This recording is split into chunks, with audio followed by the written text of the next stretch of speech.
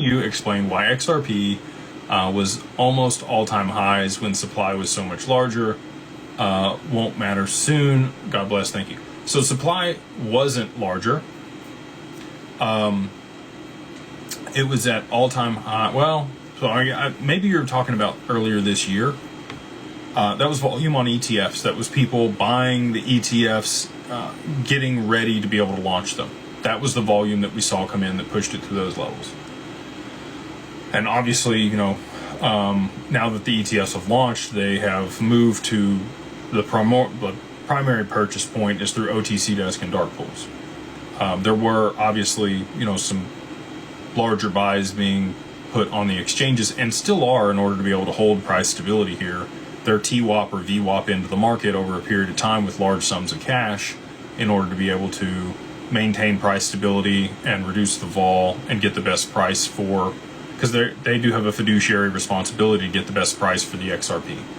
If there's big spikes in volume, it will drive the price up, and there's slippage, and then they're not meeting their fiduciary duties. So they have to exhaust the OTC desk and dark pools, and if they are going to buy on the exchanges, they're doing it through TWAP so that they're getting the best volume-weighted price over a period of time.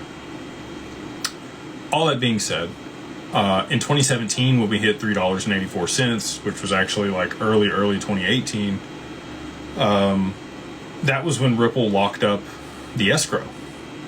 So there was literally a supply shock with half of the supply available out there for purchase. And maybe even less than that, because again, some of it's locked up for different reasons. Other people are holding it. There's not a whole lot available for trade, and that's why the volume pushed the price to the levels that it did. And that's what's going to happen here again when the OTC desks are eaten up, when the dark pools are empty, and they have to go to the exchange with all of the volume and the demand that they're going to see at one time.